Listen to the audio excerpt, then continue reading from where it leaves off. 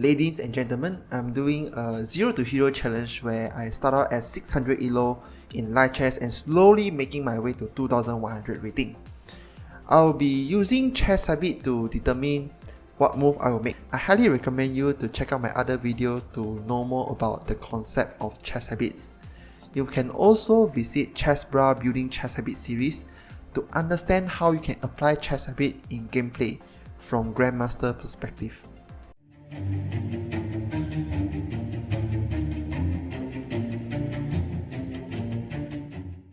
Hey guys, so in this episode 3 I played 6 games within 30 minutes of chess stream on my Twitch account and I managed to win all 6 games.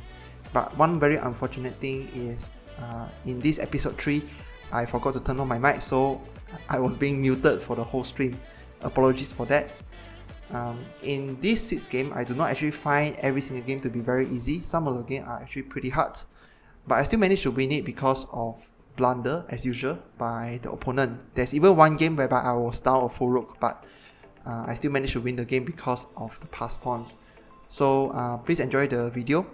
So in the first game of episode 3, we have seen this position before where the knight from white jumps into g5 early to target the f7 pawn. In our previous episode, we do h6 to kick away the knight, but this allows the knight to take the f7 pawn and destroy us, and that's why we castle first in this game. And then the next move is to kick away the knight. This also follows the chess habits. Later in that game, you can see that I moved my queen to attack his knight, and I just realized that his knight doesn't have any square to go. The knight is forced to take my pawn at the e5, and I proceed to take his knight. The rest of the game becomes very easy after that. The second game is actually a very short game. As you can see, I'm moving my rook to attack his knight. He didn't realize that and make a move a6. I took his free knight.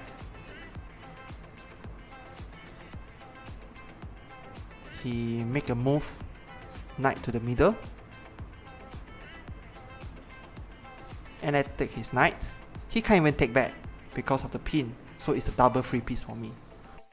The third game is Scotch game. So Scotch game will always destroy level 1 habits because as you can see, I put my knights out. His pawn he pushed his pawn, harassing my knight. I have to put my knights back. We will improve that in level 2 or level 3. Later in that game, our opponent tries to be sneaky and wants to trap our bishop. I actually realized that, but as for level 1, we just want to focus on development and we may not see all the tactics by them. So I moved our rook in the middle and he pushed his pawn.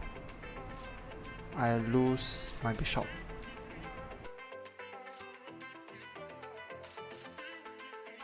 A few moves later, I even blunder my rook.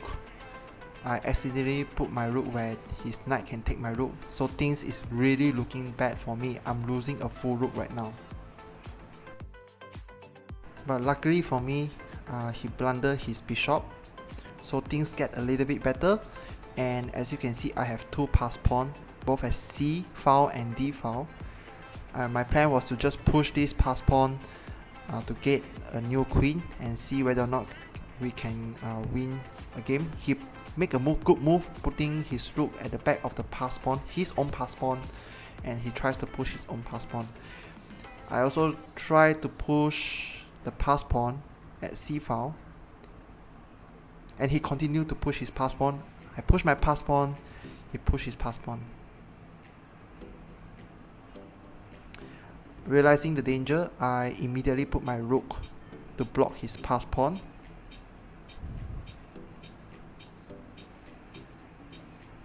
He attacked my pawn. I push my pawn to attack his rook, and things is looking really great for me.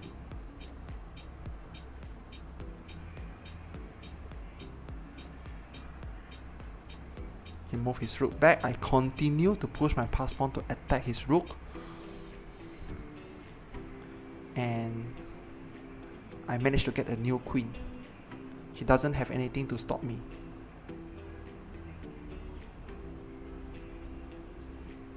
A new queen, it's a check, and I take his free rook. The next game is also a game where I was in a very dangerous position. So in this position, I put my rook in the middle and he doubled his rooks. I do not like to put my knight at the side, but in this case there is really no choice. I have to put my knight at the side, taking this pawn, putting my knight at the side to protect my g2 pawn.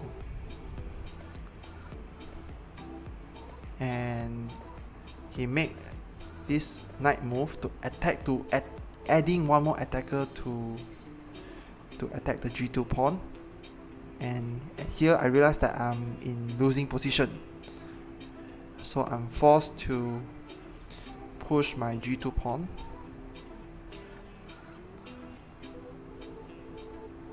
To g3, and I know that he will take it with his knight.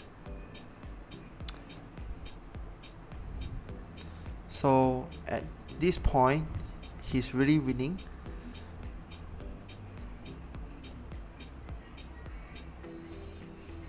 I move my king back, trying to attack his knight. I realized that he can actually take this g3 pawn.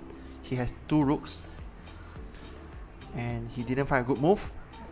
He moved his knight back, allowing me to push my passed pawn. I'm almost getting a new queen. And I check him. I was thinking whether or not I want to push my passed pawn to get a new queen, but I realized that my rook is hanging, so I protect my rook by moving it back. He attacked my rook again, I double my rook. And I managed to get a new queen. And afterwards I'm up a full rook, and the game is very easy for me.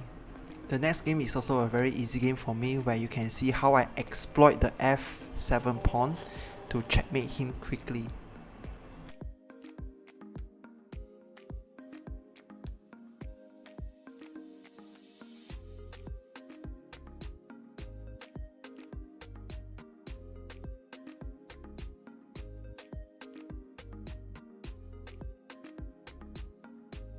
In the last game or episode, there isn't anything special happening in this game, but I just wanted to show you how important it is to have an escape square for your king. In this case, he just moved his rook to d8, and this is actually a very big blunder by him, because I can take the rook with my queen, and his knight will be forced to take back my queen, and my rook can come in to take his knight. This is going to be a checkmate. His king cannot move anywhere. His pawns are all blocking the king from escaping the check. So GG, well played.